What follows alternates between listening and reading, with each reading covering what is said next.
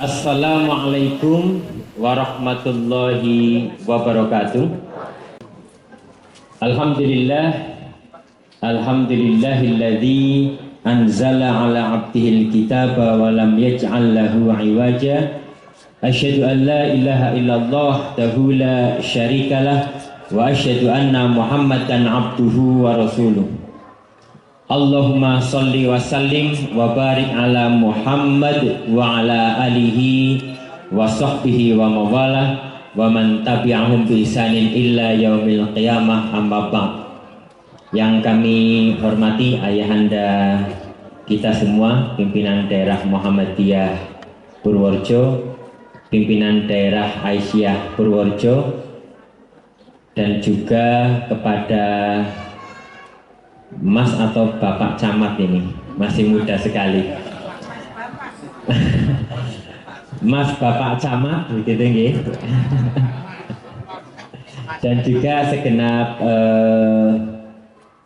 Koramil dari Purworejo, juga mungkin ada dari Muspika yang lain, juga kepada seluruh pejuang amal usaha Muhammadiyah dari panti asuhan yang semoga perjuangannya selama ini akan senantiasa menghadirkan keberkahan dan ridho Allah Subhanahu wa taala kepada kita semua. Amin. Wabil khusus juga kepada jamaah sekalian yang sudah berkenan hadir pada kegiatan pada siang hari ini, pagi menjelang siang hari ini, yang insya Allah kita berkumpul bersama orang-orang baik di tempat yang baik dan di waktu yang insya Allah akan banyak menghadirkan kebaikan pula. Bapak Ibu sekalian yang semoga dirahmati Allah, tadi kita sudah sedikit dibahas tentang bulan Muharram dan bulan suci tentu saja, di mana dalam satu tahun dalam Islam sesungguhnya ada 4 bulan suci yang disebutkan oleh Allah Subhanahu wa taala. Dan satu lagi sesungguhnya bulan suci Ramadan, sehingga jumlahnya ada 5. Allah Subhanahu wa taala berfirman dalam surat At-Taubah ayat 36, A'udzu billahi minasyaitonir rajim. Inna iddatasyuhuri 'indallah isna asyara syahron.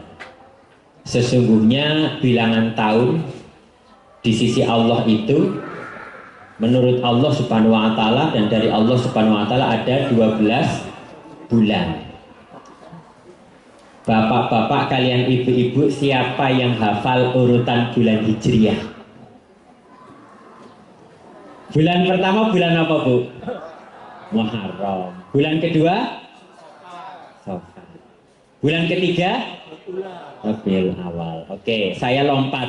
Bulan Ramadan itu bulan kepinten, Bu? 9. Terus kemudian setelah Ramadan nanti artinya ada Muharram, kemudian Safar, Rabiul Awal, Rabiul Akhir, Jumadil Awal, Jumadil Akhir, kemudian Rajab. Setelah itu kita masuk ke Sya'ban, baru setelah itu kita masuk ke Ramadan, Syawal, kemudian Dzulqa'dah, biasa disebut dengan Dzulqa'dah, walaupun sesungguhnya kalau menurut struktur bahasa Arab lebih tepat lebih ke Dzulqa'dah. Nah, nanti kita bahas, karena kalau Dzulqa'dah itu jatuhnya ismun maroh, jadi duduk sesuatu yang disifati dengan cepat atau sesaat. Jadi duduk cepat kemudian berdiri lagi, itu Qa'dah. Kalau Qi'dah itu ya duduk-duduk santai. Nah, biasanya nanti orang-orang Muslim, orang-orang Arab zaman dulu menjelang musim haji itu memang waktunya duduk-duduk santai untuk menunggu para pedagang dari Syam datang karena akan berjualan di musim haji. Jadi setiap musim haji itu ada 2 tipologi orang yang datang ke Mekah. Datang untuk ibadah haji dan datang untuk jualan, Pak. Jadi akhirnya banyak kemudian pedagang-pedagang baru dari luar datang. Kemudian setelah Dzulqa'dah atau Dzulqa'dah kemudian masuk ke Dzulhijjah. Sehingga Dzulhijjah masuk ke bulan yang terakhir yang kita ketahui dalam kalender Islam. Inna iddatash syuhuri isna asyara syahron fi kitabillah yauma khalaqas samawati wal ardo minha arba'atun hurum. Dari 12 bulan itu sesungguhnya sudah ditetapkan sejak Allah menciptakan langit dan bumi. Yauma khalaqas samawati wal ardo minha, dan di dalamnya arba'atun hurum, ada 4 bulan hurum, bulan haram, bulan yang suci. Nah, sehingga di bulan-bulan itu kalau dari akar katanya sesungguhnya bulan harum atau bulan haram itu ya bulan yang di sana dilarang untuk melakukan hal-hal yang memang tidak disukai oleh Allah, sehingga bulan haram disebut juga bulan yang disucikan. Nah, ini menjadi hal yang sangat penting Bapak Ibu sekalian agar kita memahami betul. Jadi di dalam Al-Quran sudah tersampaikan ternyata urutan 12 bulan itu sesungguhnya atau 1 tahun selama 12 bulan itu sudah ditetapkan sejak penciptaan langit dan bumi. Nah, ini menjadi perenungan untuk kita bersama. Kemudian Allah melanjutkan dzalikat dinul qayyim, itulah agama yang lurus. Nah, di bulan haram ini Bapak Ibu sekalian, kita juga diminta untuk fala tazlimu fihinna anfusakum. Kita tidak boleh menzolimi diri kita. Jadi setiap bulan di dalam 1 tahun kita memang tidak boleh berbuat zolim. Tapi pada bulan-bulan khusus ini lebih ditegaskan Pak, bahwa di bulan haram itu, 4 bulan haram itu kita tidak boleh berbuat zolim. Dari kata zulmun atau zulum, artinya melakukan sesuatu tidak pada tempatnya atau menempatkan sesuatu tidak pada tempatnya. Ada zulum kecil, ada zulmun kecil, ada zulmun besar. Zulmun kecil itu yang menempatkan sesuatu tidak pada tempatnya. Misalkan kita minum harusnya menggunakan gelas. Kalau minum pakai gayung itu tidak pada tempatnya, Pak. Mandi pakai gelas itu tidak pada tempatnya.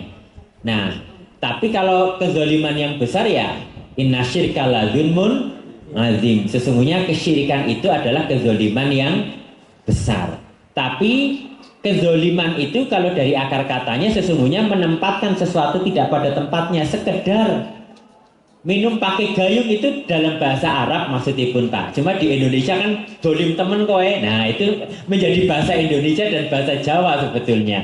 Karena sesungguhnya menempatkan sesuatu tidak pada tempatnya.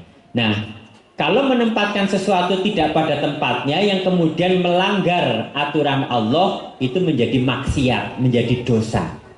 Misalkan Allah melarang kita untuk minum minuman keras. Kita minum minuman keras, itu menjadi dosa.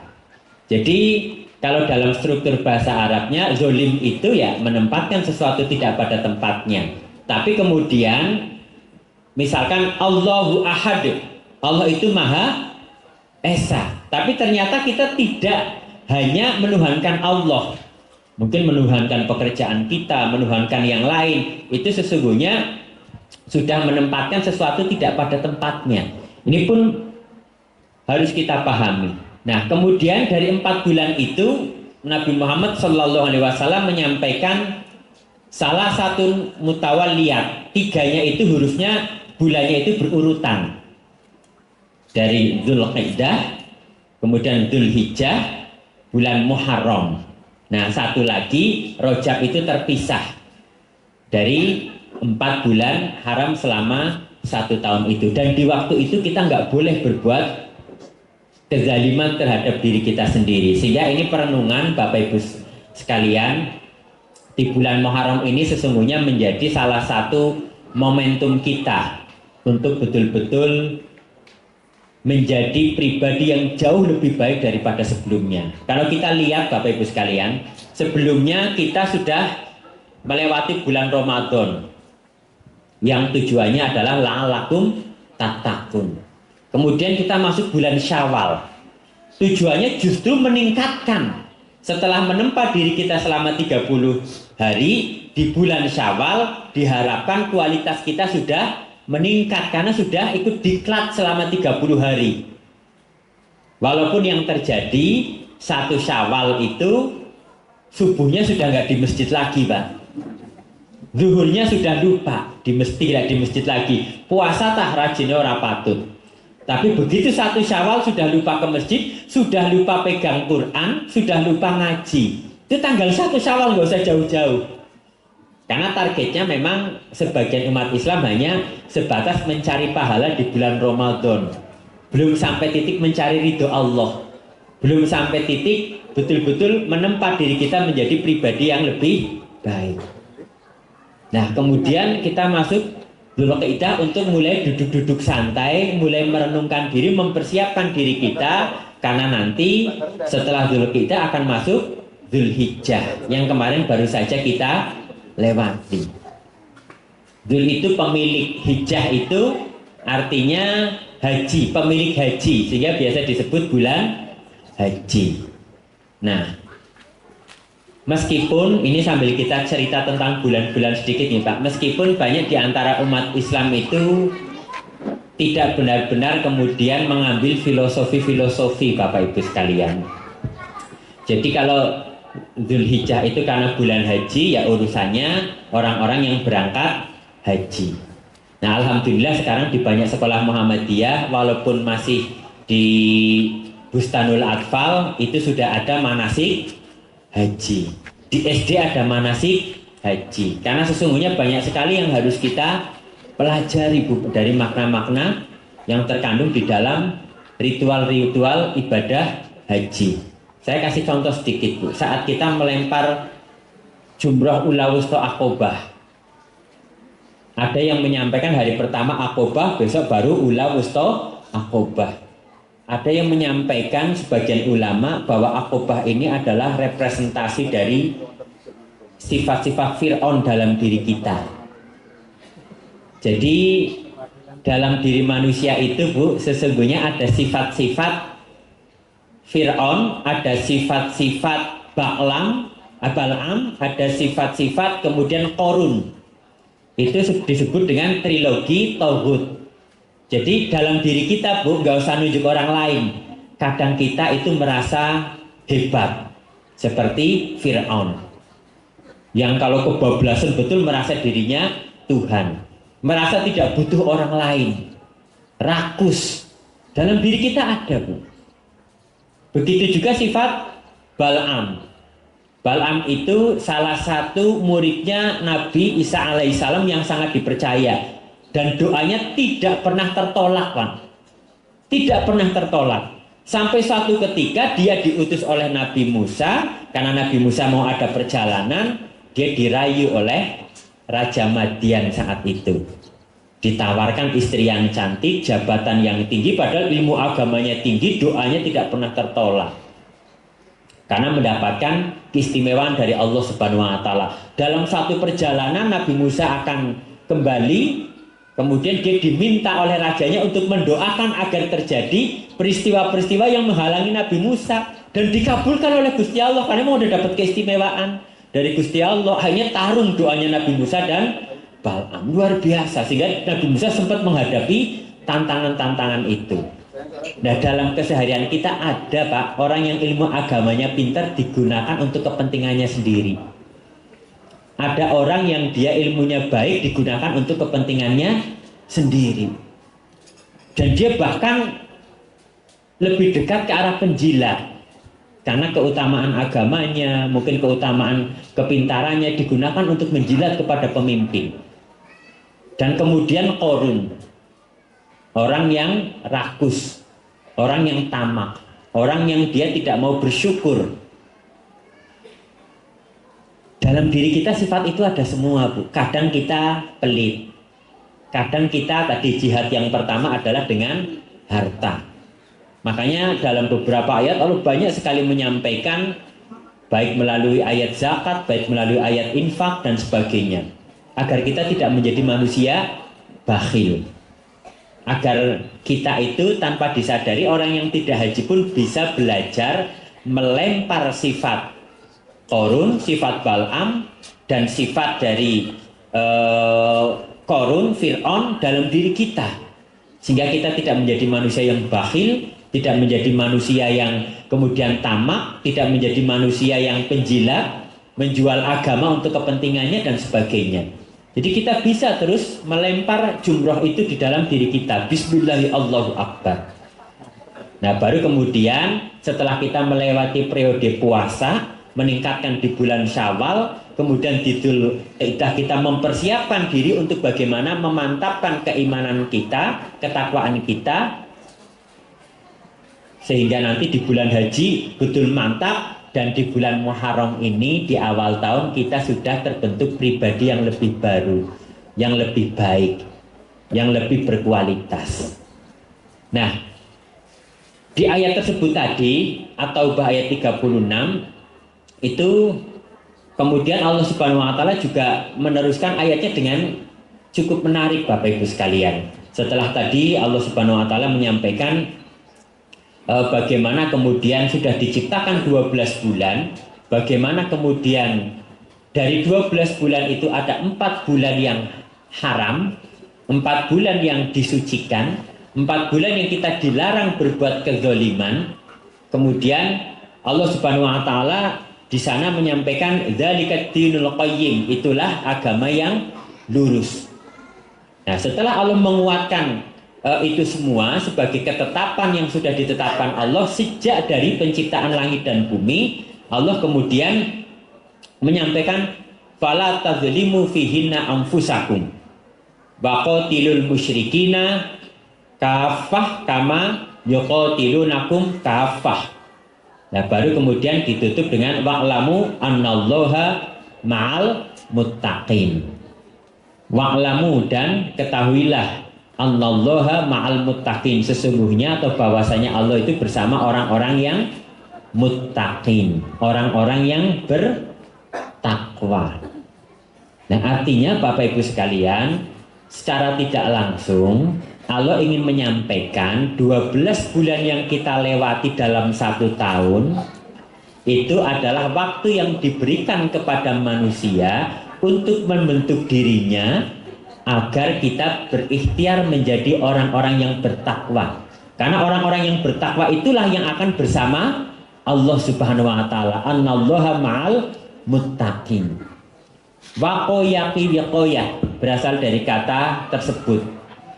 Orang yang bertakwa adalah orang yang bisa menjaga dan memelihara serta menghindar. Orang yang bertakwa adalah orang yang bisa menjaga dan memelihara hubungannya dengan Allah, hablum minallah. Orang yang bisa menjaga hubungannya dengan manusia, hablum minannas, dan orang yang juga bisa menjaga hubungannya dengan alam, hablum minalam. Jadi ketiganya itu sama baiknya, itu disebut bertakwa, Pak. Orang bertakwa itu kalau hubungannya dengan Allah baik, tapi dengan tetangganya, dengan warga desanya, dengan orang-orang di sekitarnya, dia sangat peka. Dia punya hubungan yang juga sama istimewanya. Dan juga di waktu yang bersamaan dia menjadi orang yang cinta dengan alam. Jadi belum sampai tingkat takwa. Kalau orang ke masjidnya rajinnya luar biasa, pengajian selalu ikut, tapi dengan tetangganya nggak kenal. Ada anak yatim di sekitarnya nggak bisa makan, dia nggak peduli. Ada orang miskin di sekitarnya kesulitan, dia tidak ikut pusing, tidak ikut kemudian tergerak hatinya untuk membantu. Nah, ini bukan karakter orang-orang yang bertakwa. Nah, karena itulah penting sekali Bapak Ibu sekalian, sesungguhnya di dalam Islam ini 12 bulan ini tetap tidak jauh-jauh Allah menginginkan kita sebagai orang-orang yang bertakwa. Karena kalau tanpa didasari takwa, Pak, sesungguhnya Al-Quran itu juga tidak akan benar-benar bisa sampai kepada kita, tidak akan masuk ke hati dan pikiran kita. Karena Allah Subhanahu wa Ta'ala berfirman-Nya, "Dzalikal kitabul la raiba fihi hudal lil muttaqin." Dzalikal kitabul la raiba fihi. Itulah kitab yang tidak ada keraguan di dalamnya. Tidak mungkin salah, mustahil keliru, dan pasti benar. Itu Quran. Kemudian hudal lil muttaqin, petunjuk bagi orang-orang yang dia mau menjaga dan memelihara hidupnya, menjaga dan memelihara keluarganya, menjaga dan memelihara masa depannya, menjaga dan memelihara aumnya, menjaga dan memelihara kemudian masa depannya di dunia dan di akhirat. Al-Quran menjadi petunjuk yang efektif bagi orang-orang yang memang ingin menjaga dan memelihara itu semua. Sederhananya apa Bapak Ibu sekalian? Kalau kita ingin hidupnya baik, kalau kita ingin keluarga kita baik, kita ingin karir kita baik, kalau kita ingin masa depan baik, kita ingin anak-anak kita ke depan juga diperbaiki hidupnya, kuncinya itu ada di Al-Quran sebagai petunjuk. Tapi Al-Quran tidak akan menjadi petunjuk efektif bagi orang-orang yang dia tidak berikhtiar menjadi orang yang bertakwa. Nah, karena nanti ini menjadi salah satu esensi terkait dengan bulan hijrah, atau bulannya Nabi kemudian melakukan hijrah. Walaupun dalam beberapa riwayat lebih kuat disampaikan hijrahnya Nabi sebetulnya bukan di bulan Muharram, tapi hijrahnya Nabi di bulan apa? Rabiul Awal. Jadi Nabi dulu, Ibu, ini sekedar cerita nih Bapak Ibu sekalian. Zaman dulu itu tidak ada penomoran tahun. Zaman Nabi Muhammad SAW itu belum ada nomor, sekarang tahun 1 Hijriah, sekarang 2 Hijriah, itu belum ada. Dulu penomoran tahun itu disesuaikan dengan kejadian. Misalipun dulu saat Nabi Muhammad SAW lahir, itu Ka'bah itu diserang oleh pasukan gajah, maka disebut tahun gajah atau Amfil. Itu enggak, saat itu belum ada penyebutan itu 1 Hijriah, 2 Hijriah, enggak ada. Baru ada penyebutan penomoran itu di masa kekhalifahan Umar bin Khattab. Jadi setelah Nabi Muhammad SAW eranya berlalu, kemudian Umar bin Khattab menggelar musyawarah bersama para sahabat. Kemudian melihat dari ayat-ayat Allah tadi atau Taubah 36, kemudian usulan salah satunya dari Ali bin Abi Thalib, kemudian menyadur beberapa hadis Nabi. Tadi kalau ada bulan bulan Rajab, ada bulan Zulqa'dah, ada bulan Zulhijjah, ada bulan Muharram. Karena zaman dulu itu sempat nakal, Bu. Karena di bulan-bulan itu dilarang berperang salah satunya. Kemudian ada yang menambahkan bilangan bulannya ditambah-tambah sehingga gyuri tekan Muharram yuli perang naksiki, ditambah-tambah angkanya Bu zaman dulu. Makanya ayat itu turun salah satunya untuk itu. Nah, kemudian di tahun-tahun Khalifah Umar bin Khattab kemudian digelarlah musyawarah, dan setelah itu ditentukan saat itu di masa kekhalifahan Umar bin Khattab ditentukan sebagai tahun ke-17 Hijriyah. Yang kemudian kalau ditarik ke belakang, maka peristiwa tahun hijrahnya Nabi Muhammad SAW disepakati menjadi tahun pertama Hijriyah. Jadi bukan langsung di bulan Muharramnya, karena hijrahnya sekitar di bulan Rabiul Awal. Nah, disepakati karena Rabiul Awal kalau tidak salah sekitar bulan September kalau pakai kalender Miladiyah, maka kemudian kalau ditarik ada Rabiul Awal, kemudian Safar, kemudian di depannya lagi adalah Muharram, berarti September, Agustus, Juli. Nah, ditetapkanlah bulan tanggal 1 Muharramnya itu ya sekitar bulan Juli, itu 622 Masehi. Nah, jadi saat itulah kemudian dijadikan momentum. Nah, terkait hijrah ini sendiri Bapak Ibu sekalian, ini juga perlu menjadi perenungan untuk kita bersama. Hijrah itu tidak hanya hijrah tempat, tapi juga hijrah sifat, juga hijrah keadaan. Dan ada beberapa ulama yang lain juga mendefinisikan kepada makna hijrah yang cukup luas. Hijrah ini kan sesungguhnya bisa bermakna berpindah. Hijrah ini bisa bermakna bahkan memisahkan diri. Hijrah ini bisa bermakna luas. Artinya kalau sesuai syariat hijrah itu ya pindah dari satu tempat atau satu peristiwa ke peristiwa yang lain yang lebih baik. Maka dari itu kan peristiwanya dulu tanggal 11 Hijriah, dihitungnya 11 Hijriah, Nabi Muhammad maaf di tanggal tahun ke-11 kenabian, bukan 11 Hijriah. Tahun 11 kenabian itu ada orang-orang Madinah yang sudah mendengar sepak terjangnya Nabi Muhammad SAW. Kemudian sekitar 6 orang di tahun ke-11 kenabian Nabi Muhammad SAW itu datang ke Mekah untuk melakukan haji. Walaupun dulu yang haji bukan hanya orang Islam ya, karena dari Ibrahim alaihissalam dan keturunannya itu masih tetap melakukan tawaf dan sa'i dan sebagainya. Walaupun kemudian disesuaikan dengan syariat hajinya itu di era Nabi Muhammad Sallallahu Alaihi Wasallam. Di tahun 11 kenabian ada 6 orang yang datang dari Madinah, saat itu namanya Yasrib. Nah disitulah kemudian di Bukit Aqobah dilakukan baiat oleh Nabi. Kemudian 6 orang itu kembali ke Madinah, diutus oleh Nabi sekalian sebarkan Islam di sana.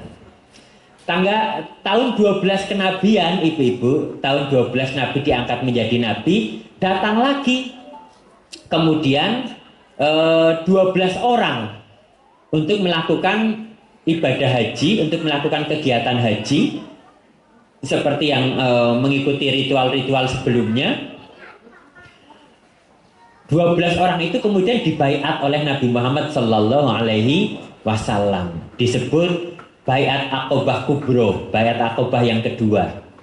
Nah, kemudian di tahun ke-13 kenabian Nabi Muhammad Sallallahu Alaihi Wasallam datang lagi 73 orang laki-laki dan 2 orang perempuan untuk kemudian dibaiat oleh Nabi Muhammad Sallallahu Alaihi Wasallam. Kemudian mereka masuk Islam setelah dibaiat, dan begitu pulang ke Madinah mereka juga diutus untuk menyebarkan Islam di sana dan diminta oleh Nabi Muhammad SAW untuk mengkondisikan Madinah. Jadi nyuwun sewu Bu, Nabi itu hijrah itu tidak tiba-tiba satu hari satu malam kepengen hijrah pindah, enggak. Sudah direncanakan berbulan-bulan dengan strategi yang sangat rapi. Jadi begitu kemudian Nabi melihat, oh Islam di Mekah itu begitu rintangannya luar biasa.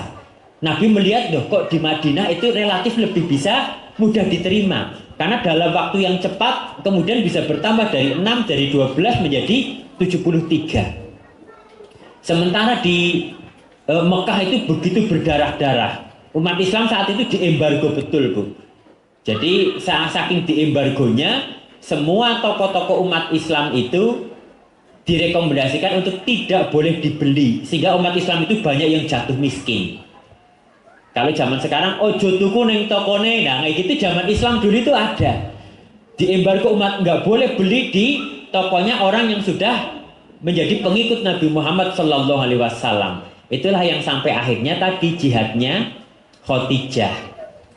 Jihadnya Khadijah adalah menjadikan seluruh hartanya itu untuk mengkondisikan agar ekonomi umat Islam di Mekah itu tetap bisa bertahan.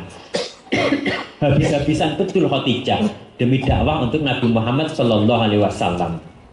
Nah, kemudian Nabi sebelum Nabi ke Madinah, Nabi mengutus beberapa sahabatnya untuk berdakwah dan mengkondisikan di sana. Dan saat itu Nabi pun sebetulnya sudah bermunajat karena melihat Madinah menjadi tempat yang cukup ramah bagi orang-orang Islam. Nah, dari situlah Nabi punya strategi, sedikit demi sedikit umat Islam diberangkatkan hijrah.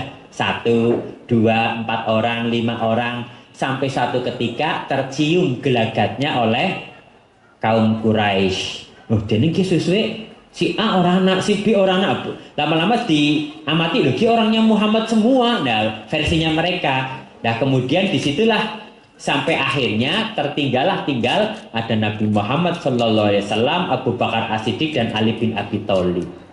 Sehingga begitu tercium, Abu Jahal dan lain-lain itu berencana untuk melakukan sabotase, akan membunuh Nabi Muhammad Sallallahu Alaihi Wasallam. Yang saat itu pun sesungguhnya Bu, ini perenungan untuk umat Islam.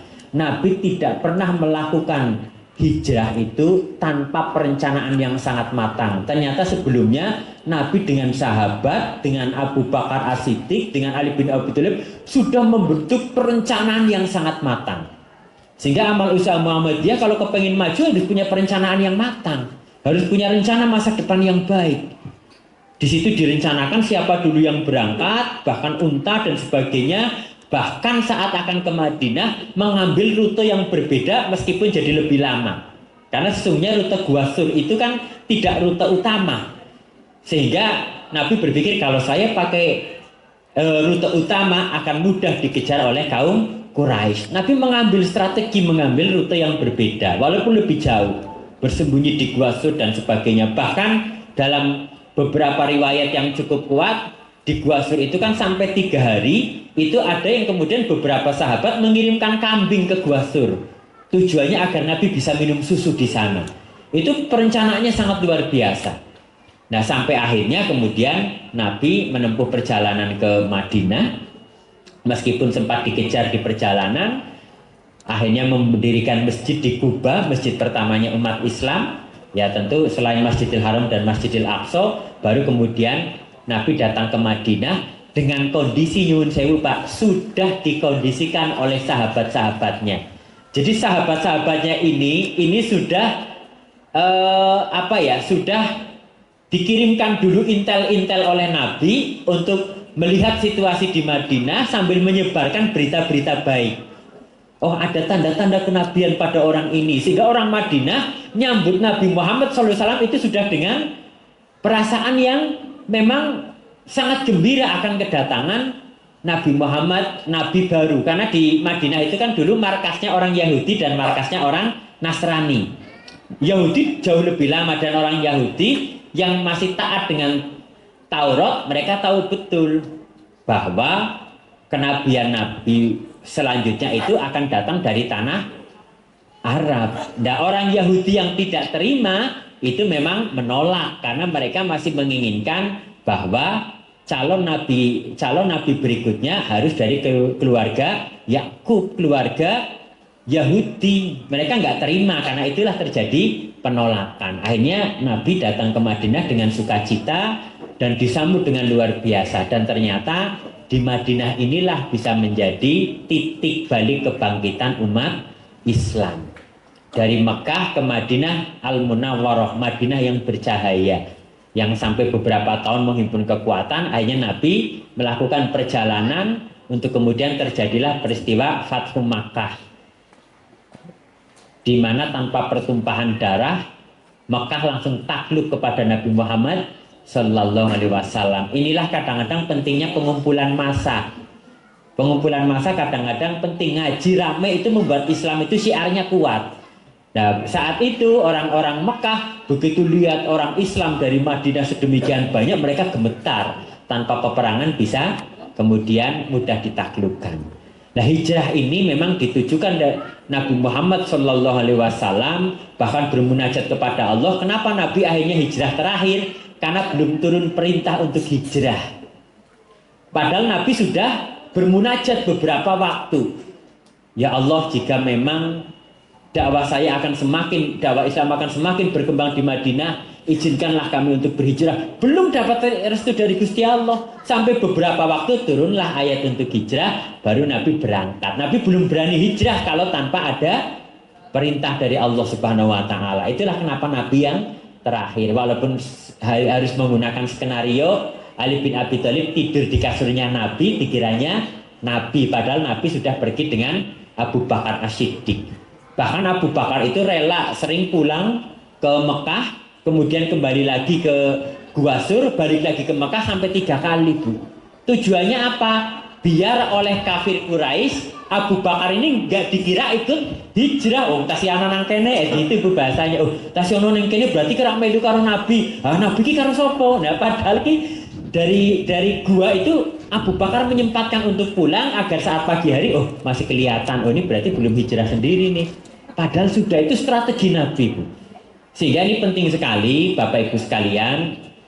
Alhamdulillah tadi Bapak Ketua PDM, ayahanda kita juga baru cerita, kita baru melakukan upaya sampai akhirnya sertifikatnya selesai di panti asuhan ini. Ini juga ikhtiar-ikhtiar. Nah, tadi Mas Bapak Camat juga sempat menyampaikan kepada kita bahwa Muhammadiyah menika di Purworejo termasuk memberikan sumbangsih yang luar biasa dibandingkan seperti layaknya di beberapa tempat yang lainnya. Bahkan sekarang Muhammadiyah ini sendiri menjadi organisasi terkaya di dunia, organisasi terkaya di muka bumi, organisasi keagamaan dengan aset terkaya. Karena punya Muhammadiyah kan memang sertifikatnya bukan atas nama ketua PDM, bukan atas nama ustadznya, bukan atas nama kiainya. Sertifikatnya, pondoknya, panti asuhannya, sekolahnya, rumah sakitnya semua atas nama pimpinan pusat Muhammadiyah. Sehingga asetnya jelas. Nah, ustadz nanti bisa berganti, kepala sekolah bisa berganti, kepala aum bisa berganti, tapi pemiliknya tetap Muhammadiyah. Nah, inilah pentingnya di Muhammadiyah bisa bertahan karena kaderisasi. Kalau nanti yang jadi pemimpin pondok harus anaknya ustadz, nah belum tentu sepintar ustadznya, belum tentu sepintar kiainya. Nanti dakwahnya bisa tidak maksimal. Siapapun yang memang layak itu bisa menggantikan. Nah, kembali Bapak Ibu sekalian, berbicara tentang tadi 12 bulan selama 1 tahun menikah ditujukan sesungguhnya agar kita berikhtiar betul menjadi pribadi yang bertakwa, pribadi yang kalau dia melihat Al-Quran maka akan tertanam betul dalam dirinya ilmu-ilmu yang ada di dalam Al-Quran. Kemarin saya belum lama dari Pondok Darul Arkom juga, karena diminta amanah, diberikan amanah untuk memotivasi wali santri kenapa harus mondok. Nah, motivasinya untuk memotivasi kenapa harus mondok, ya saya sampaikan, saya adalah salah satu produk pondok, sehingga kemarin wali santri juga saya berikan motivasi, Pak, tujuan memasukkan anaknya ke pondok apa Bapak dan Ibu? Ada yang pengen agar anak saya jadi ustadz, agar anak saya jadi mubalik.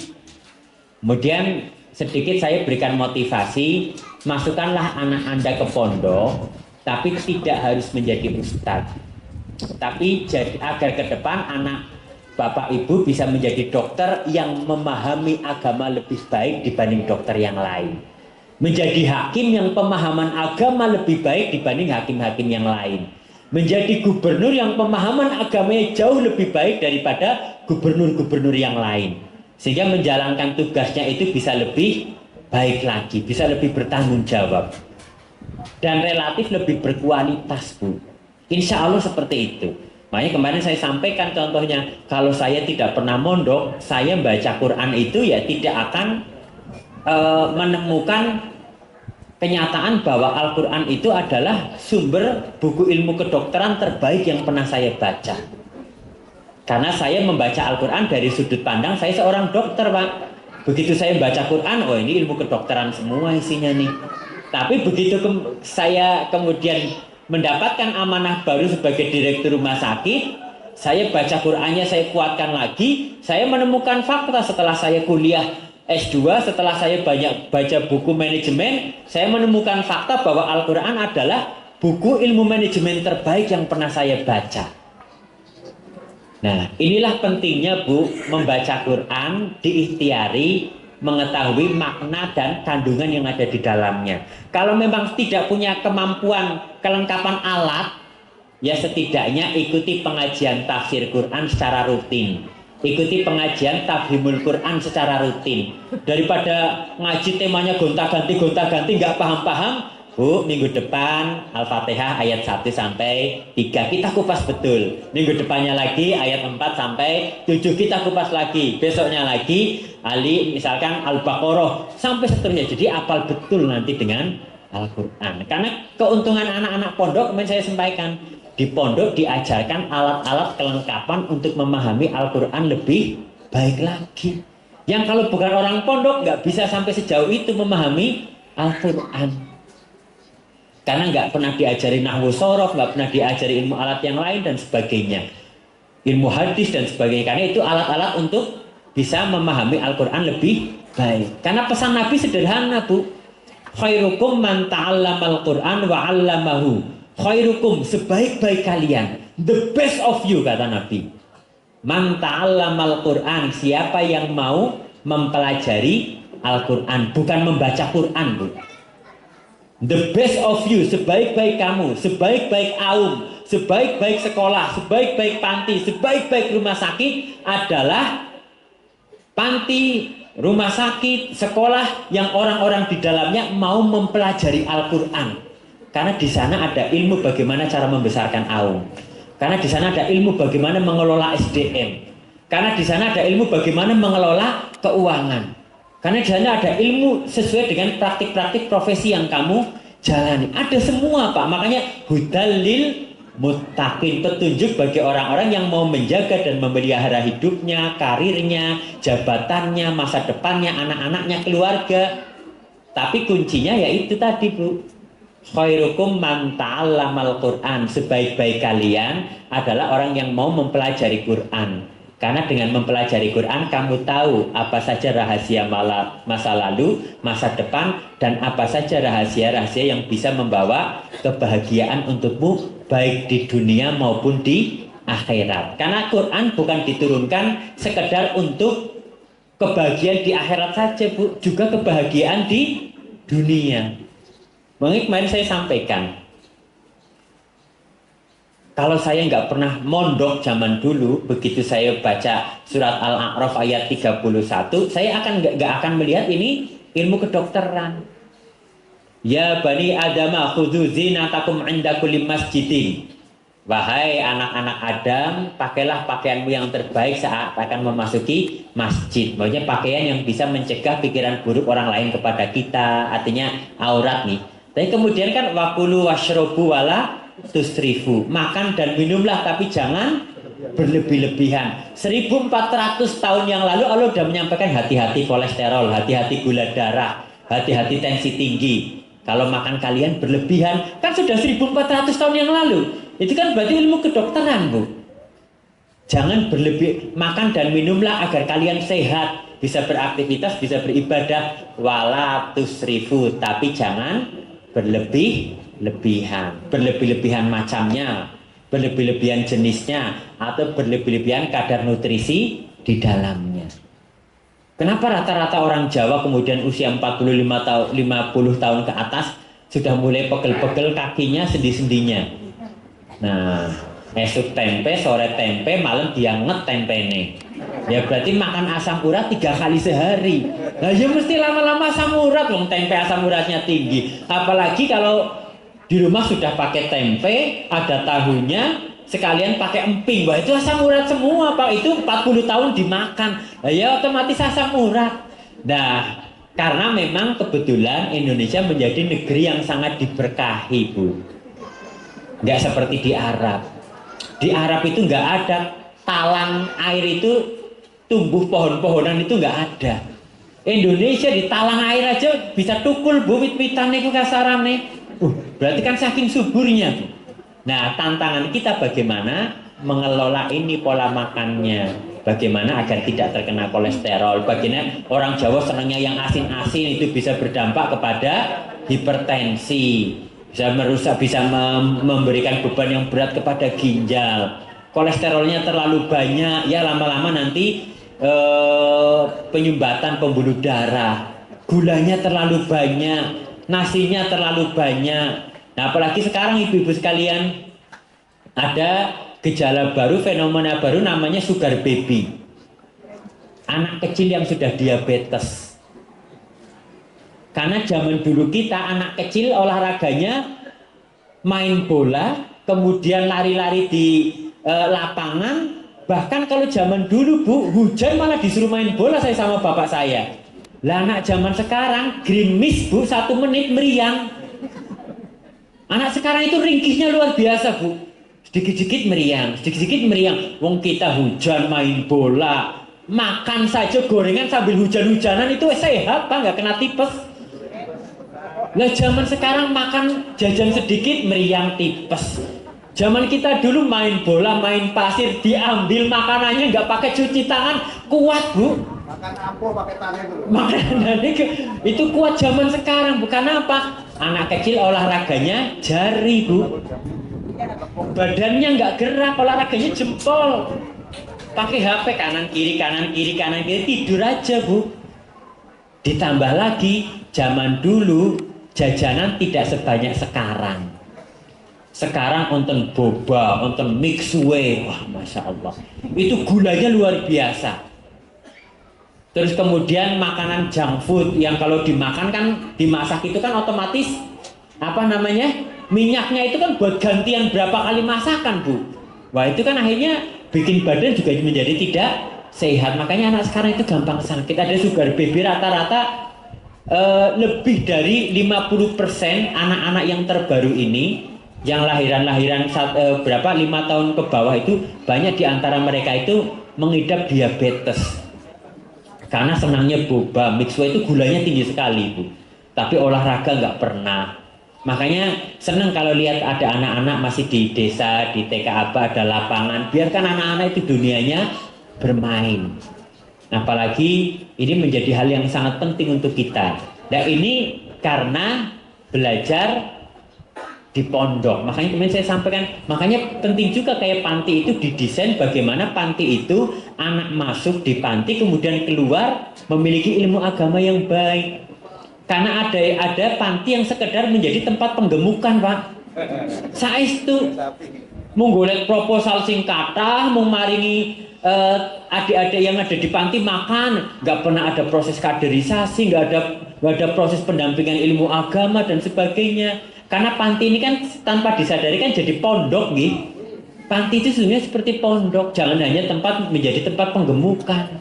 Makan minum, nah itu malah jadi gak baik. Jadikan panti itu sebagai tempat, malah kayak di kebun kan di Projo sama, ada kader-kader hebat yang muncul justru merupakan produk dari panti asuhan. Nah, jadi harus kita pahami betul, beruntung Muhammadiyah itu punya banyak panti karena memang dulu Kiai Haji Ahmad Dahlan itu sudah memikirkan konsep-konsep yang sangat strategis. Kenapa kemudian fokusnya ke rumah sakit? Kenapa fokusnya ke panti? Kenapa fokusnya ke sekolah? Karena banyak orang yang tidak punya bapak kemudian terlantar. Harus ada yang membimbing. Kemudian di sisi yang lain ada orang sakit karena sakitnya itu tidak punya finansial yang baik, yang menolong saat itu rumah sakitnya banyak rumah sakit iya bukan orang Islam, non Muslim, sehingga akhirnya malah bisa katut. Sekolah pun sama, karena dulu orang Islam rata-rata bodoh masih di Indonesia, belum banyak yang sekolah, dibuatlah sekolah.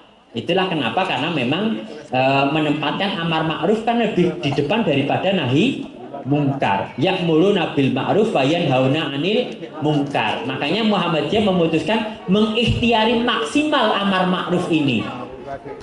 Karena kalau model-modelnya masih ada orang jualan minuman keras digerebek, itu capek. Dan itu sudah ada polisi. Makanya Muhammadiyah menggunakan sekolah, masjid, pondok agar orang itu tidak mau minum itu karena dia udah pinter, karena udah cerdas, karena dia paham agama. Bukan karena digerebek jadi gak ada yang jualan. Karena kalau digerebek gak jualan, dia pindah jualan di tempat yang lain bu. Nah sehingga Muhammadiyah lebih memilih menekankan, memaksimalkan dulu mengikhtiari amar ma'ruf. Nah nahi mungkar pun tetap dijalankan tapi dengan cara elegan. Tidak harus turun ke jalan, bisa berangkat ke Jakarta lewat parlemen, dirubah undang-undangnya dan sebagainya. Nah, ini karakter-karakter berkemajuan Muhammadiyah. Termasuk Aum Bapak Ibu sekalian, sedikit bercerita karena ini hijrah, kita juga berikhtiar dari tempat minaz zulumati ilan nur, berpindah dari tempat yang gelap menuju tempat yang terang benderang. Aum itu tadi saya sampaikan sedikit bu, makanya kami di Rumah Sakit PKU Muhammadiyah Serong itu manajemennya pakai manajemen Qur'ani. Tapi manajemen Qur'ani itu bukan sebatas manajemen yang pagi harus ngaji semua, ada pengajiannya terus dan sebagainya. Itu bukan sekedar itu. Tapi manajemen Qur'ani adalah manajemen yang menyadur dari intisari-intisari ajaran Islam yang ada di dalam Al-Quran. Kemarin sedikit saya singgung juga di pondok. Misalkan, pernah nggak kita berpikir dengan serius? Karena tadi pesan Nabi nopo Bu? Khairukum man ta'allamal Qur'an wa 'allamahu. Siapa di antara kalian yang nanti akan menjadi manusia yang unggul, yang terbaik di antara yang lain, yang the best, adalah yang mau mempelajari Al-Quran dan mau mengajarkannya. Itulah kenapa begitu Nabi Muhammad SAW saat itu datang ke Gua Hiro untuk bermunajat. Jadi Nabi Muhammad SAW kalau bermunajat Bu, kalau ingin berkontemplasi, ingin serius merenungkan diri itu jalan kaki dari rumahnya di Mekah sampai ke Gua Hiro. Itu bisa berapa? 15 kilo, itu belum naik ke atasnya. Nggak kayak kita mau bermunajat sepertiga malam, HP tetap ada di samping Bu, mbok ana sing WA. Baru sholat, assalamualaikum ngelirik mbok ana sing WA. Jadi orang zaman sekarang Bu, ibu-ibu tadi datang ke sini nggak bawa dompet terus ayem Bu. Kalau tadi datang ke sini HP-nya ketinggalan, pulang Bu ke rumah. Mbok ono sing WA, seolah-olah kalau nggak bawa HP kiamat Bu. Nah kisah itu orang sekarang, padahal zaman dulu kita nggak ada HP, hidup baik-baik saja loh kayaknya. Ini makanya kemarin ada yang nyampein katanya setan gepeng sekarang itu HP itu. Setan gepeng karena bisa mengganggu hidup kita betul Bu. Kacau betul HP itu sekarang. Nah ini penting Bu untuk kita renungkan bersama. Makanya begitu Nabi Muhammad SAW sampai ke Gua Hiro, nah beliau kemudian bermunajat, datanglah malaikat Jibril. Datang kemudian nyampaikan Iqra. Tapi menarik Bu, Nabi kemudian menjawab dengan ma qara'tu, tidak menjawab dengan ma qara'tu, aku tidak bisa membaca. Tapi dalam riwayat yang masyhur Nabi menjawab dengan ma ana biqari, pakai ba li taukid, aku sungguh-sungguh benar-benar tidak bisa membaca. Dikuatkan kepada malaikat yang menyampaikan saat itu, Jibril alaihissalam. Kemudian dipeluk sampai Nabi berkeringat, disampaikan lagi Iqra. Jawab lagi ma ana biqari, aku sungguh-sungguh benar-benar tidak bisa membaca. Sampai ketiga kali kemudian Jibril menyampaikan Iqra bismi rabbikal ladzi khalaq. Bacalah, sama dengan Pak Litauki, tapi nanti ibu baca bisminya di bismi rabbikal ladzi khalaq itu beda dengan bisnya bismillah. Bismillahirrahmanirrahim, baknya nggak ada alifnya di belakang. Tapi kalau bismi rabbikal ladzi khalaq, baknya ada alifnya. Itu untuk menunjukkan kepada kita bahwa untuk membaca, untuk belajar ini dibutuhkan waktu yang panjang. Untuk mempelajari Al-Quran dibutuhkan waktu yang panjang dan harus kesabaran. Bacalah benar-benar sungguh-sungguh atas nama Tuhanmu yang menciptakan. Sehingga seolah-olah riwayat itu ingin menyampaikan tidak ada alasan tidak ada guru, tidak ada alasan tidak ada uang, tidak ada alasan tidak ada waktu. Belajarlah, bacalah dengan nama Tuhanmu yang menciptakan. Kalau kamu sungguh-sungguh diniati Bismi Rabbika atas nama Allah, mesti mampu. Dan terbukti Nabi yang awalnya ma'ana biqori bisa menguasai 30 juz. Nah sehingga ibu-ibu sekalian perlu kita renungkan, kenapa sih ayat yang pertama muncul itu Iqra? Kenapa bukan Alhamdulillahirabbil alamin? Kenapa bukan An-Nas? Kenapa bukan Al-Kafirun? Kenapa Iqra? Ini kan kita harus belajar betul mempelajari. Kenapa ayat pesan pertama Allah kepada umat manusia di era kenabian Nabi Muhammad SAW, kenapa Iqra? Nah kalau mau lengkapnya kan paketan ayatnya ayat 1 sampai 5 surat Al-Alaq. Allah seolah-olah ingin menegaskan kepada kita, hei manusia, jadilah pembaca. Jadilah orang yang senantiasa menajamkan kualitasmu dalam membaca. Tapi kalau dalam bahasa Arab, Iqra itu sesungguhnya membaca secara umum. Kalau membaca sesuatu yang terkait dengan ayat-ayat suci, itu lebih dispesifikan lagi kepada utslu. Utslu ma uhiya ilaika minal kitabi wa aqimis shalah. Bacalah dari wahyu yang aku berikan kepadamu dari kitab dan dirikanlah sholat. Paket utslu, akar kata yang sama dengan tilawah. Tapi kalau Iqra ini secara umum, jadi Allah ingin kita sebagai manusia jadilah orang yang senantiasa bisa membaca situasi, membaca karakter orang, membaca lingkungan, membaca kekurangan dan kelebihan diri kita. Itu yang kemudian di rumah sakit kami disebut dengan salah satunya manajemen Qur'ani. Akhirnya di rumah sakit kami setiap tahun itu pasti di akhir tahun diawali dengan membaca Iqra, membaca kekuatan kita, Iqra, membaca kelemahan kita, Iqra, membaca peluang di sekitar kita, Iqra, membaca ancaman di sekitar kita. Yang kalau di ilmu manajemen itu disebut analisa SWOT, strength, weakness, opportunity, sama threat. Itu ilmu yang baru ditemukan beberapa puluh tahun yang lalu. Al-Quran 1400 tahun yang lalu sudah menegaskan, kalau kamu ingin jadi manusia unggul, pertama yang harus kamu kuatkan adalah kualitas kamu membaca situasi, memetakan masalah, membaca karakter orang, membaca kekuatan kita, kekurangan kita, peluang di sekitar kita, dan tantangan. Termasuk dakwah Muhammadiyah, Pak, harus bisa baca betul kekuatan PDM Purworejo itu apa.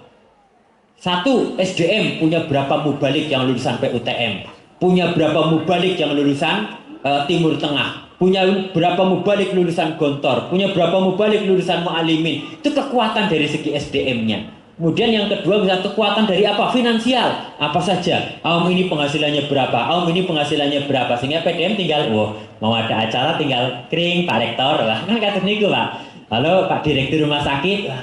Lalu itu uangnya Muhammadiyah kok, bukan uangnya direktur, bukan uangnya rektor.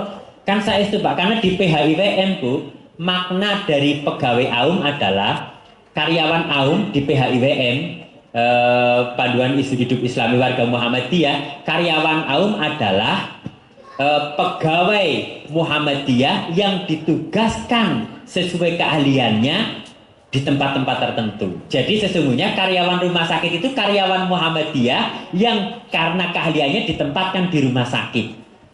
Karyawan panti asuhan ya pegawai Muhammadiyah yang ditempatkan di panti asuhan sesuai dengan keahliannya, bukan pegawai panti asuhan, bukan pegawai rumah sakit, dan bukan pegawai UMP, tapi pegawai Muhammadiyah. Karyawan Muhammadiyah yang karena keahliannya ditempatkan sesuai dengan keahliannya. Sehingga Muhammadiyah tetap harus punya peran untuk menentukan ini tetap dikontrak atau tidak, ini tetap harus jadi rektor atau tidak. Muhammadiyah punya bargaining position yang sangat kuat. Nah, ini menjadi sesuatu yang penting, Bu. Itu hanya Iqra, Bu. Itulah kenapa Muhammadiyah mengambilnya luar biasa. Ayat pertama Iqra, paketan ayat pertama kan surat Al-Alaq ayat 1 sampai 5. Tapi paketan ayat kedua yang turun itu bukan Al-Alaq ayat 6 sampai 10. Tapi surat Al-Qalam itu paketan ayat kedua turun di era kenabian Nabi Muhammad. Nun wal qalami wama yasturun. Demi pena dan apa yang dituliskannya. Sehingga pesan Allah itu menarik sekali, Pak. Dua ayat pertama yang turun di era kenabian Nabi Muhammad SAW adalah ayat tentang baca tulis. Jadi ayatnya IPM kan. Nun wal qalami wama yasturun. Ayat tentang baca tulis. Siapa di antara kalian yang gemar membaca dan menulis, dia potensial menjadi manusia unggul. Allah seolah-olah ingin melihat itu.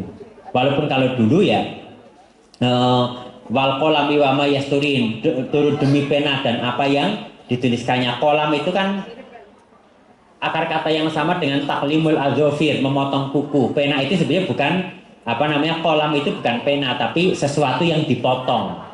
Nah, dulu kalau orang mau nulis itu yang ngambil alat dipotong ujungnya baru dikasih tinta. Itu untuk menulis, itu disebut al-qalam wa ma yasturun, dan apa yang dituliskannya. Tapi zaman sekarang kan pena sudah jarang dipakai, Pak. Nah, ya berarti kalau sekarang nun wal HP wa ma yasturun, dan demi HP dan apa yang dituliskannya. Nah, karena kita nulisnya pakai HP sekarang, Bu. Jadi maksudipun kalau nulis status yang baik-baik, nulis WA yang baik-baik, karena itu dipertanggungjawabkan, Bapak Ibu sekalian. Nah, begitu Bapak Ibu sekalian, ini kayaknya udah mau duhur nih. Ya, sudah mulai masuk duhur. Sekali lagi, mari kita jadikan momentum bulan Muharram ini sebagai momentum perbaikan, karena 11 bulan kemarin dan di akhir-akhir bulan baik Ramadan, kemudian Syawal, kemudian Dzulqa'dah, kemudian Dzulhijjah. Di 4 bulan terakhir kita ditempa betul yang semuanya ayatnya tentang ketakwaan. Sehingga harapannya di 1 Muharram ini kita lebih bertakwa dari tahun sebelumnya. Jangan sampai kita sudah puasa, Bapak Ibu, Pak Puji pun puasa sudah berapa kali Pak? Puasa Ramadan sudah berapa kali? Jangan sampai puasa Ramadan 20 tahun yang lalu dengan yang tahun kemarin itu masih bagus yang 20 tahun yang lalu. Jangan sampai Ramadan 20 tahun yang lalu dengan yang terakhir itu masih sama kualitasnya. Itulah kenapa bulan Ramadan diwajibkan setiap tahun, agar ada proses pembentukan diri di setiap tahunnya. Sehingga di bulan Muharram ini mari kita sama-sama berniat untuk lebih baik dari tahun sebelumnya. Dan yang kedua, karena tadi ayatnya di akhir dengan Annallaha ma'al muttaqin, Allah bersama orang-orang yang bertakwa, orang-orang yang akan selalu menjadikan Al-Quran sebagai pedoman hidup, bukan sekedar sebagai alat mencari pahala dengan dibaca saja selesai. Dibaca 1 hurufnya 10 kebaikan, betul. Tapi kalau ingin jadi yang the best tidak cukup membaca. Pahami apa yang ada di dalam Al-Quran, karena itu akan menjadi pondasi dan akan menjadi bekal yang sangat baik untuk memajukan hidup kita sehingga mendapatkan kebahagiaan dunia dan akhirat. Ini menika yang bisa kami sampaikan. Terima kasih. Billahi fisabilil haq wastaqbil khairat. Assalamualaikum warahmatullahi wabarakatuh.